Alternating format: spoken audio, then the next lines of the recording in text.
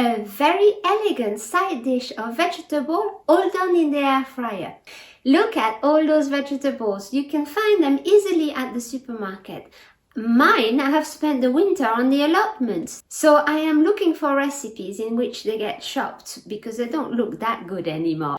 I have washed them, peeled them and cut them into really small cubes. That will help them cook easily. I'm going to add some parsley, some garlic and a red onion. The red onion will give that sweetness to our mix as well. So now we've got them all nicely chopped. Add some salt and pepper, obviously. If you like spices, it's a good time to put them in. We're going to give them a good mix. I have used sunflower oil in our recipe today. Now, why sunflower as opposed to olive oil? How do I choose which oil to use with a certain dish or another?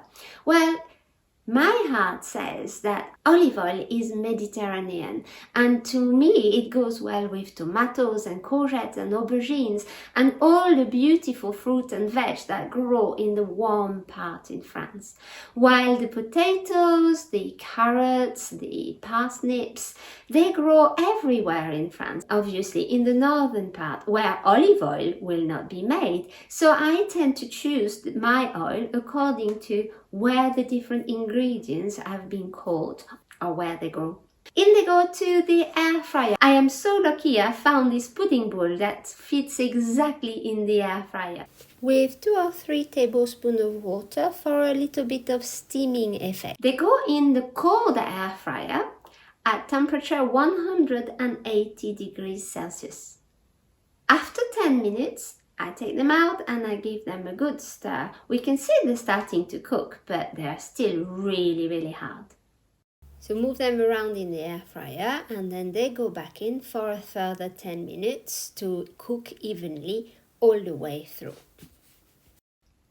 If you are enjoying this recipe, if it gives you little ideas on how to add Frenchness to your meals, please subscribe to our little channel. We have lots and lots of recipes to share.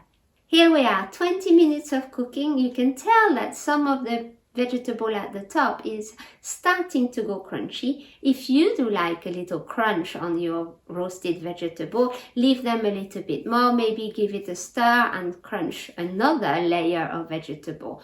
I am going to keep it where it is. The vegetables are cooked. We've seen a nice crunch in the middle and they are looking and smelling delicious.